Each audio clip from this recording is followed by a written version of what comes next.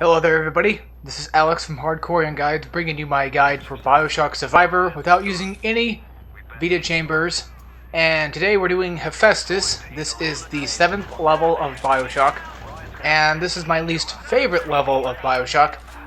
It's not a bad level, but it's got this problem where you gotta hunt down, some stuff, and I don't know, just having to go back and find all the big daddies you killed can be kind of a pain in the butt sometimes, and yeah.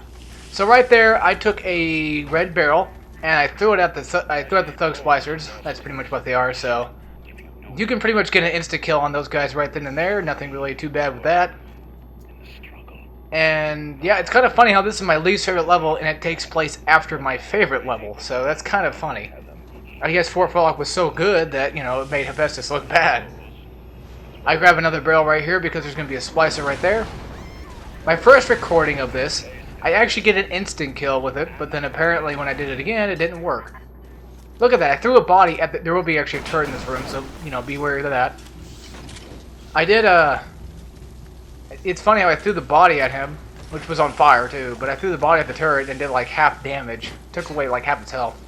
For some reason, this time, there usually is a spider splicer that spawns in this room. Once you defeat the turret, once you grab that body. But apparently, he or she did not decide to come out, so the only way to make the other spider splicers in this room spawn is to grab the frag grenades, because one of the splicers is like, "You want to take the present, don't you?" or whatever she says, and you basically grab the present, and they start attacking you. So I pick up another. I'm trying to utilize as many bullets as I can, just so I know. I'm not really trying to save on ammo exactly. It's just more of like I just don't feel like using any ammo just to shoot down a camera I can destroy with like one propane tank or whatever. So I'll use my Eve, basically to my advantage. I'm trying to use as much Eve as I possibly can, because usually when I play BioShock, I hardly use plasmids, unless it's like telekinesis, which even then, you don't even waste Eve for using. So there's going to be a total of, I think, 3 spider splicers in this area. The first one we killed the propane tank. This one we killed the machine gun. This one right here, I think we missed it. No, we actually got him. Okay. Of course, I inject myself with some Eve, so I fill up on Eve, and then of course there's going to be some money. There's only that $1, and then you can go ahead and build some stuff. I build a few trap bolts, knowing that there's going to be plenty of big daddies to take down. I hack it so I get some more. And I get some anti-personal rounds, because why not? To be fairly honest, anti-personal rounds right now don't really do crap, it seems like. They feel like they're just nothing anymore. Unless I'm using machine gun. So if you walk around all these bodies, there will be one body that's going to have an audio diary. You have to get that audio diary. You can't just walk away from it and not have it, so you have to get it. And of course, it's another audio diary, which is not mandatory, but at the same time, if you want to get all the diaries, you best just get it. So this is level 8, and I believe there are 12 levels, so we got like 4 more to go. Because the next one coming up next is Olympus Heights, and then you have Apollo Square. And then after that, you have Point Prometheus, and then after that, you have the Proving Grounds, which, the final boss fight, I'm not gonna make Fontaine its own level. I'm gonna do it to where it's still in the final level. So yeah, it'll still be called like Part 12, but I'll just call it like Proving Grounds or whatever, and then just have the Fontaine fight with it. I'll put in the description that Fontaine's being fought in it. So the next few levels are actually going to be kind of fun. But the problem with them is, once you get that lot, it makes it a little bit more difficult to go through. Surprisingly enough, Hephaestus is a tad bit easier than Fort Furlock in my opinion, even though Hephaestus has a lot of bullcrap you gotta put up with. And like the enemies are stronger in this level because they get stronger over time, so. The only enemies that spawn from that door, there's a Houdini that spawns in that door. If you use a grenade launcher in there, you could probably take it out before she even gets a chance to, even teleport. I didn't know if it was a guy or a girl. I always, when I think of Houdini splicers, Inspire splicers, I think of the women, because they're usually female, from what it seems like. When I think of leadhead splicers, I usually think of like the men with the hats and stuff like that. These guys. And thug splicers are kind of the same way because we usually fight like a male thug splicer anyway. For some reason, spider splicers are not dying by the electricity in the water, and it started to piss me off. So I use a wrench on him, and I do like a crap ton of damage. I mean, I do have a couple of Vita-Chambers on, which, you know, wrench jockey. I think I have like level 2 and level 1 equipped at the same time. Now, if you are not good at fighting Big Daddies, you are screwed because you need to be equipped enough to take down Big Daddies. That is the objective of this level. You have to kill 4 Big Daddies. Well, actually 3, because there's a Big Daddy body in that water, and we'll have to go back and pick that up. So over here I grab this guy's stuff, or I just grab a few things. I actually miss his stuff. And the problem with Hephaestus is I do die. I do save it on the Big Daddy, and I killed the Big Daddy. I went through 30 minutes of footage, and then I died. Right at the end, right before I got out of Hephaestus. And I had to do it all over again. Recording and everything, which I didn't really want to stop the recording. I was like, I already saved it, you know. I didn't want to mess anything up, so I'm just gonna finish this level and just get it over with. So, and of course, Houdinis are gonna be. It's mostly Houdinis in this level. Hephaestus has a lot of Houdini splicers in this level for some strange reason. But then again, like I said, like every level has its own variation of archetype that you can, you know, deal with. There's a lot more Houdini splicers in this level than like any other, pretty much. At least, to me, that's what it feels like. You know, I don't know exactly if it's true or not. It's funny, I bought Winter Blast, but I usually just buy it for cosmetic effect, because I really like the design of Winter Blast. It's my favorite plasmid, but I don't even use it. Hell, I use Insect Swarm more than I use Winter Blast. Because freezing enemies in this game, when you kill them when they're frozen, they don't drop loot. They die. They simply die straight away. And it also has the Mortal Kombat effect, where if you freeze somebody in air, they won't fall down and die. They'll just stay like in midair. That's something that I find kind of funny. So Electro Bolt 3 is on sale. The reason why I never upgrade my plasmids is you can actually skip the 2nd level for plasmids. You can skip the 3rd level for tonics, but you can also equip multiple tonics of the same tonic. Like if I had level 1, 2, and 3 of Medical Expert, I could put on 3, 2, and 1 together. That doesn't work for plasmids. For plasmids, you have to upgrade them. You have to legitly upgrade them to level 2 and 3. But, well, actually, you don't have to upgrade to level 2 if you don't want to. You can skip level 2 and go straight to level 3. If you're like me and you want to see like what level 2 looks like, what level 2 does, I can understand that. But some plasmids don't even have levels. Some of them have like, you know, level 1. Some of them have like only just level 2. Like, I think Insect Swarm is one of those that only has like a level 2 of it. The only ones I believe that have level 3, I think Sonic Boom is the only one that actually has a level 2 of it. I'm getting my things mixed up here, so you're gonna see a real cut right there. I did save it, but this is my return from 30 minutes worth of footage of just me. Basically, what happened is at the end of the level, you're gonna get attacked by hackbots, and I got attacked by like a bunch of security bots. I call them hackbots. I'm sorry. I've always called them hackbots.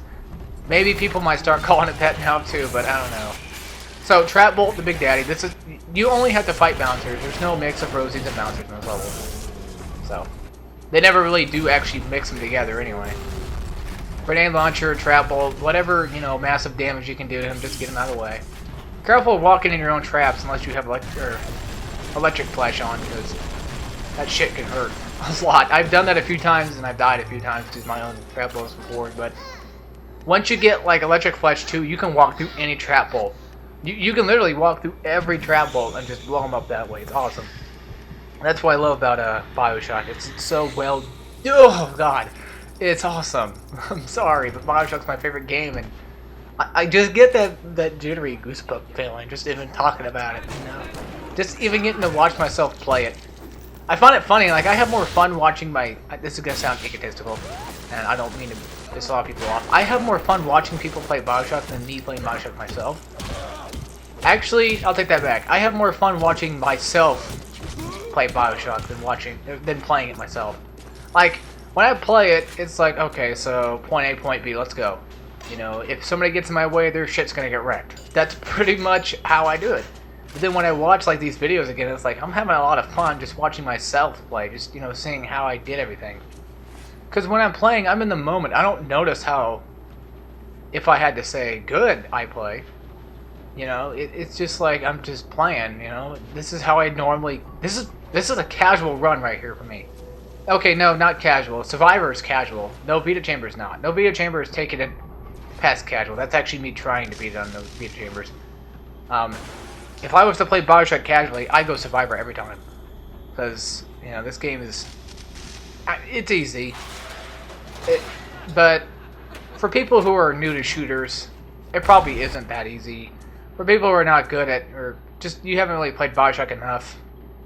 I'm talking about like the first two, not Infinite. If you played Infinite and went to this one, there's going to be a little bit of a tad struggle. In this game, you actually have to fucking survive. Unlike BioShock Infinite, where basically you just fight hordes of enemies, in a sense. One thing I will admit about BioShock Infinite is the gameplay is fantastic. I mean, that is just... I don't mind the two guns at one time thing. It's a little bit more realistic. You know, you get to keep all your Vigors, which is... The Vigors are awesome. They are pretty cool. Shock Jockey's pretty cool. The Crow's pretty cool. Murder of Crows, as they call it. Devil's Kiss. Will I actually be doing 1999 mode for that game? Yes, probably will. But the problem is, Lady Comstock's a bitch, so I'm going to be using an exploit to get past her. Yeah, I'm going to cheat just to be able to beat her down. I hate her so much, because gear in that game, it's random. That's what pisses me off, is there's a random amount of gear, but there's a trick you can do. And I'm still talking about Infinite, by the way. Before you go to the Hall of Heroes, or... after whichever one, if you're in the level that's near the Hall of Heroes, so right there I threw in a rage at the Flathead Splicer just to wake him up, because he's gonna wake up, so I'm just gonna send him on the Big Daddy, have him kill him for me. Unfortunately, the Leadhead does not kill the Big Daddy, so I'm left to, you know, face him off in the range myself, which took me like 4 or 5 minutes just to do. You know what's funny is I thought about doing a BioShock Survivor no Vita-Chamber run wrench only. That would have been... Looking at it now, fuck no, that wouldn't have been difficult. But people consider that plasmids are part of the wrench-only run, so, I mean, that's fair, but still, I want to go like hardcore wrench-only. That is something to prove. Anyway, back to Infinite. If you go to a Hall of Heroes, and you come back out of the Hall of Heroes, and there's like this level like a carousel and stuff like that, there's a door you can lift. That's like right next to it. And if you go inside, there's a little shop that has like this thing where you can use Shock Jockey on to open another door. You go through that door, gear will spawn. It's random every time. You grab that gear, you run back to the Hall of Heroes. You have to run all the way back to the Hall of Heroes. You have to go all the way back to that level, and then you just sit around for just like a few seconds or so, just let it kick in, and you're in that level. Come back out. And then basically rinse and repeat. If you guys are not really good at like learning from, I'm not either. I'd rather see somebody do it than hear somebody do it. Go check it. Just go type in BioShock Infinite. What's it called? Infinite Money Glitch, or Infinite Gear Glitch. Try that. Try Infinite Gear Glitch. That's something I kind of had to take in because I did it for one reason. There's a gear that I don't remember what it's called or what it's for.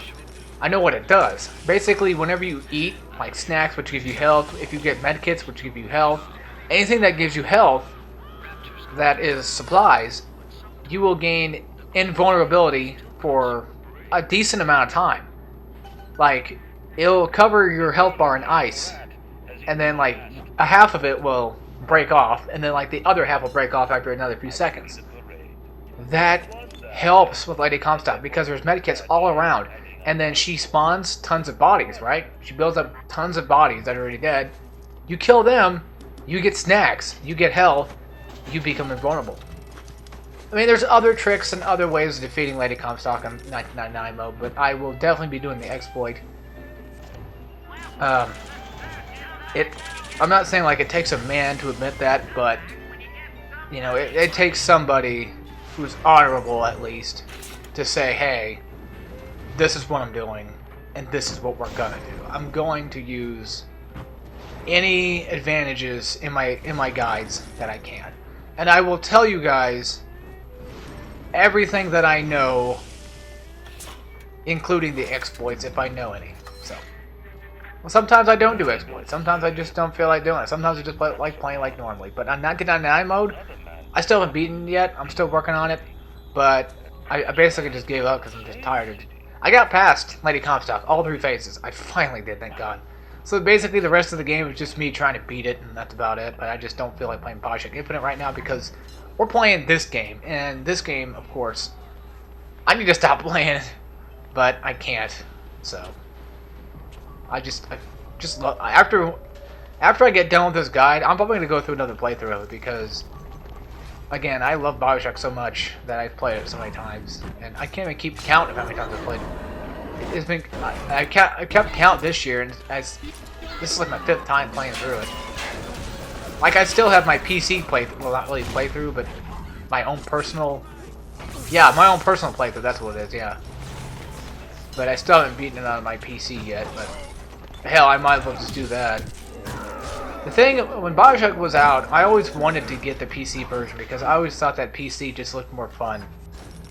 I don't know, it doesn't really change anything, really. I mean, there's nothing that's really changed about it, but it just, you know, different buttons, different system. If I had an Xbox 360, I would have this game for it. Like, I shit you not, I would have bought this game for Xbox 360 as well. Well, hell, if I had the Xbox 360, I probably would have bought all the games I had previously on PlayStation if I wanted to get all the achievements. But the thing about me with the Xbox achievements is, like, I don't have an Xbox, so I mostly care for trophies. And if I had an Xbox, I probably wouldn't give a shit about the achievements. Like, I like to get, like, you know, I think they have a platinum. Well, I don't think it's like a platinum. It's like, you know, the last trophy, like, or last achievement, like, beat the game, like, the major achievement. I don't know what it's called, but I would probably go for that. But I don't want to go through every single one of my games I've played before on that, you know, on my PlayStation 3 and put them all on that system. That's kind of that's the problem with me moving over to an Xbox or something like that. It's like all my trophies are going to be gone. I will probably end up buying an Xbox 360 one day. Or hell, I might just buy an Xbox One because now they have backwards compatibility. I mean, that's... Oh, thank you. To be honest, I have to admit, I think Xbox probably won this year's E3 because compatibility, I mean, come on, you can't beat that. Nintendo's been doing compatibility for years, backwards compatibility. And now the new systems are finally doing it, thankfully. You know, and it's nice, but PS4, it's still not getting it. You know, Sony's like, huh, backwards compatibility? We haven't done that since, like, the original PS3. That's the thing, like, it's rare to find a PS3 that has backwards compatibility. Which I don't think, of course they don't make it anymore. I mean, they were, you can still get PlayStation 2 games and PlayStation 1 games on your PS3, but the digital, you can't play every fucking game. Like, not every game is on PlayStation 3 that was on PlayStation 2 or PlayStation 1, because, you know, sometimes it's copyright issues or whatever it might be. So, it would be nice if PlayStation 4 had backwards compatibility for just PlayStation 3 games. I mean, come on, please. You know how much trouble that would save me? Like, my PS3 is already at 190 gigs left, which it's slowly starting to run out of space. And believe me, I've got plenty of PS3 games, but there's still a crap ton more I'd like to get.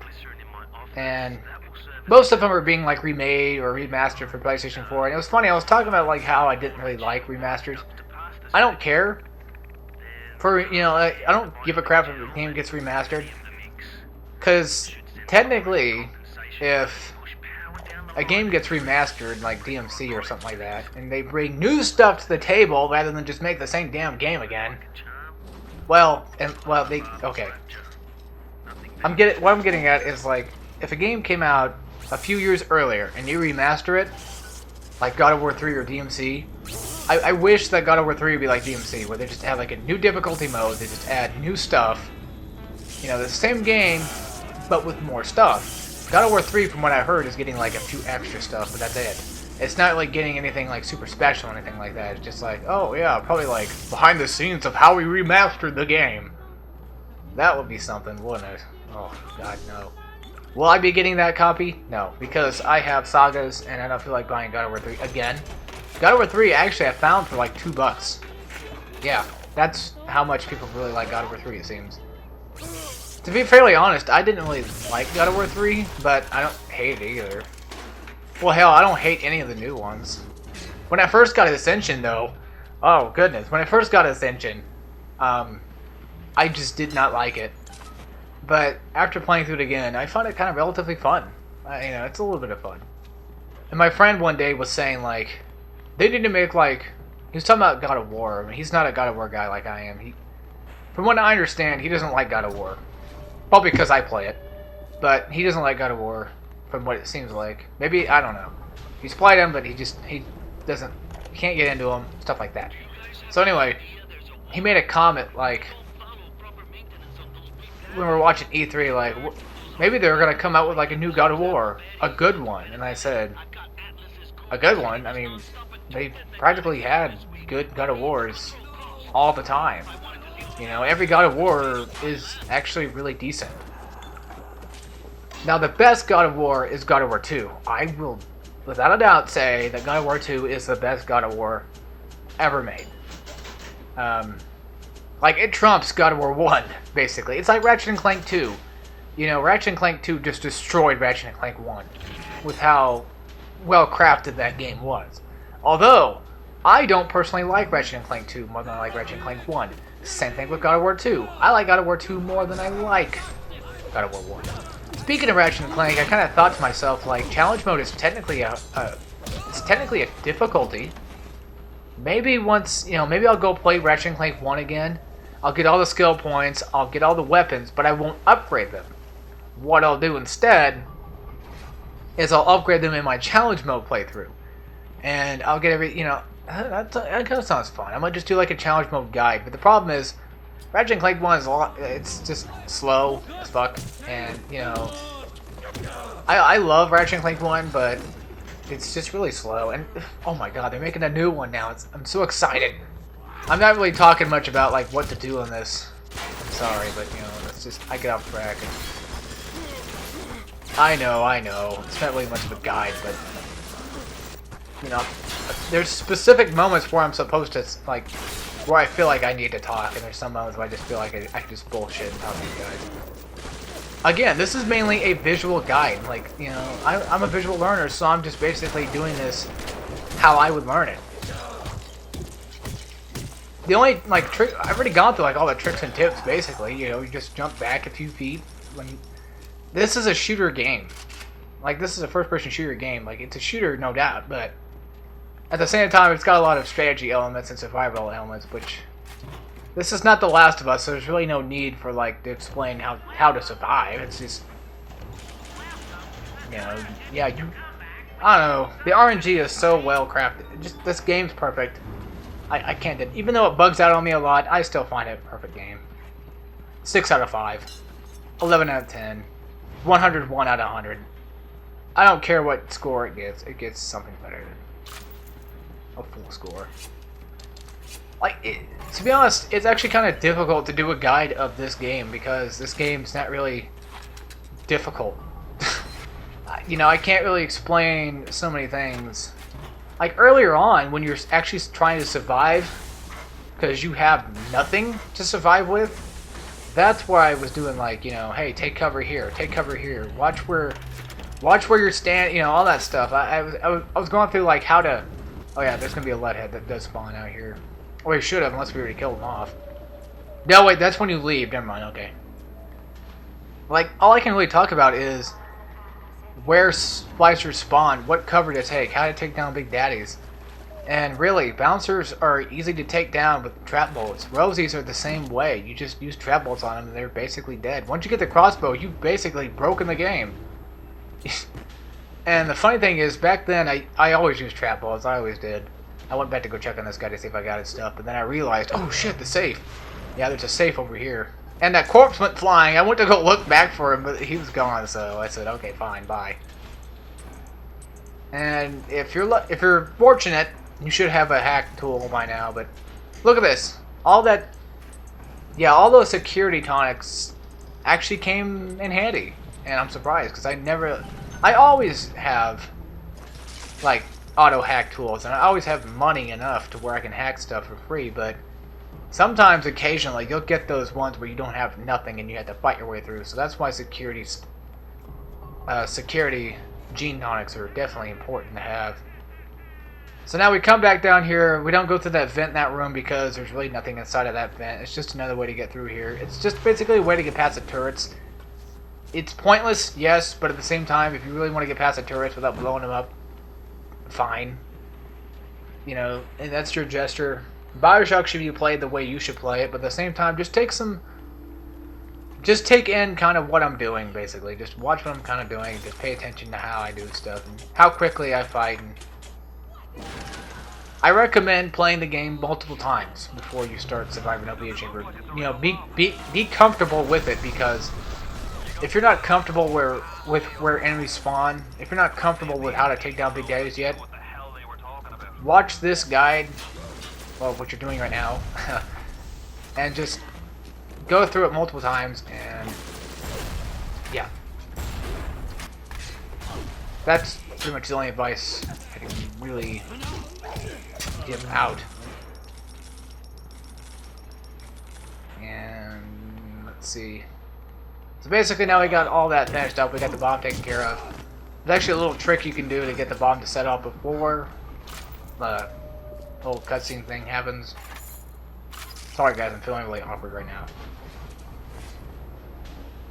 Just... I feel uncomfortable. Somebody's standing right there, I know they are.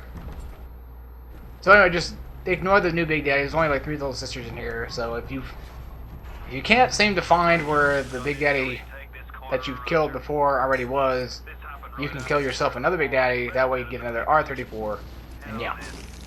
I recommend in this room, this is something I actually do recommend doing, I recommend hacking the security turrets because they're going to save you a little bit of trouble. They give you proximity mines in that little crate right there, so just go ahead and basically do what I'm doing right here. I'm just going to plant some bombs at the doors. I knew it. I knew it. I knew it.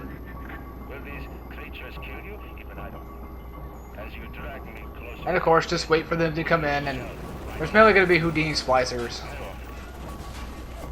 And of course, they'll walk right into the mine. It's just place like one mine at each door, because the turrets will basically do the rest. If they get too close to you, which I'm sure they will, the turrets will start to fire at you, and of course, you can just go ahead and kill them that way. Yeah.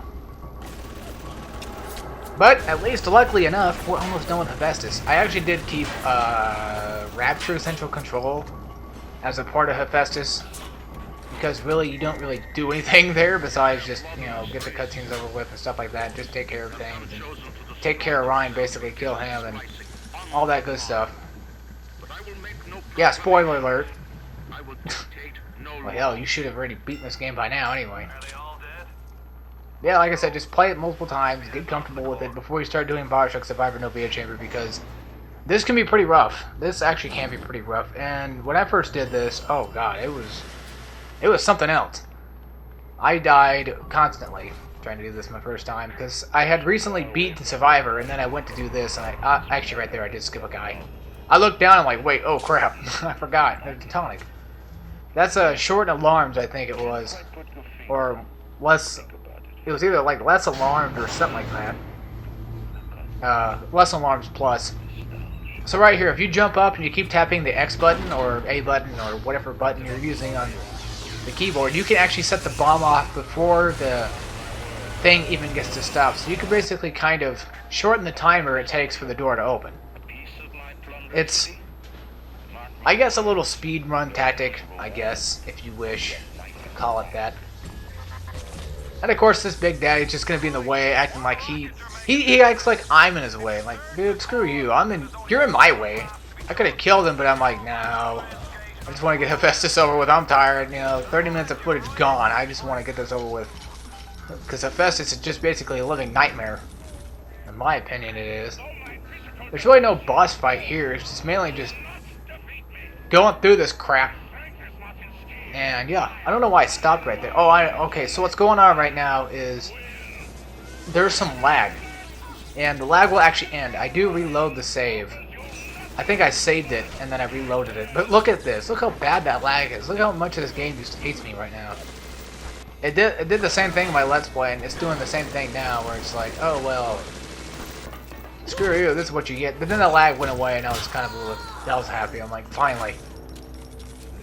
So I did actually die right here. The security bots just, they all ganged up on me and basically game raped me, and I just died. I couldn't take it. There's too many of them. Even though there's like 4 or 5 that usually spawn out. Because you got the person in this room that has 2 security bots. That's the only time they ever have any security bots on them. That's more than 1. So go ahead and shut the core down. And then just run through the door, and basically we'll be in the Rapture Central Control Room, which will be a really quick, like 5-minute session. Yeah, it's like a 4 or 5 minute session, right? 3 or 4 minutes, I don't know how long.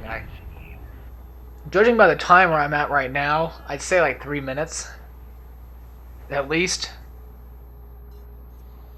Yeah, so here we go. This is the Rapture Control Central, or Central Control, or whatever that said. I'm way over here. My screen is really tiny. I can't really see that, but I can kind of see what's going on. So I do fast forward through this. You can actually pick up stuff in the dark, but you can't access the U-Invent stations. You can't access the, you know, circuits of values or anything like that, or the gene station, whichever one was in here. Now, don't go to the right stairs. Go to the stairs on your left, on your very left, because there's nothing on the right. There's nothing. It's pointless stairs. Of course, you break through the vent, or if there was a vent, you break through this one. Yeah, you break through this one, and then now you have to sit in this room, and you have to wait for Suchong to shut the hell up. So I didn't fast forward this a little bit because I didn't really feel like it. I just want to grab some stuff, you know, wait out this room. The vent was in the way, so smacked it a little bit. I'm like, you know, screw you. This one, that's what you get for being in the way. And yeah, then we just basically just sit here and wait for the door. And this is the very room where you can kind of see, you can see Jack's face. This is like the first time you actually get to see Jack's face. This is basically where you find out that Ryan is your father. I mean, if you read the text, if you listen to what they say, you do eventually find out that you are the son of Ryan.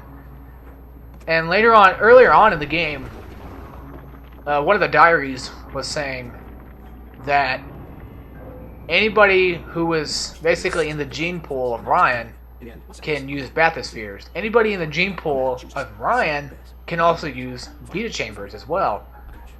So the funny thing is, this is a theory that's been going on for like years for BioShock. It's a conspiracy theory. People were saying like, there's a Vita-Chamber in the very same room, and Jack can access Vita-Chambers because he's a part of the gene pool of Ryan, right? So why wasn't Ryan revived? Now, my theory is Fontaine probably more likely cleaned up the body of Ryan. More than likely, he took care of Ryan's body, burnt it, whatever, to where it couldn't come back to life. That's my own personal theory. If that's correct or not, I don't know. But they never really addressed why Ryan could never come back to life, or why he didn't come back to life necessarily. Which he doesn't, by the way. Well, actually, we don't know, because BioShock 2 takes place, I think, a year before this one. So, we never really actually addressed whether or not Ryan did come back or not. That's kind of the interesting little bit that I just wanted to talk about right there. So, go ahead and put in the key, and Ryan Industries will finally turn into Fontaine Futuristics. I was making a joke when I was doing this, like, did Ryan really actually have his engineers implant Ryan Industries? Which he did. You can see on the screen it says Ryan Industries, right? Oop, my bad. So why is it when you pick up the genetic key, it transforms to Fontaine Futuristics? Like, either the key has like a hacking device on it or something, or just Ryan had that already imprinted in there that it's going to happen? I don't know. Anyway, there's going to be a little eyes right here. If you see these eyes, basically it just means like Atlas is watching you, or everybody's watching you. Anyway, folks, that'll do it for today, and as always, I hope you enjoyed, and I'll see you next time with some more BioShock. So as always, take care, everybody.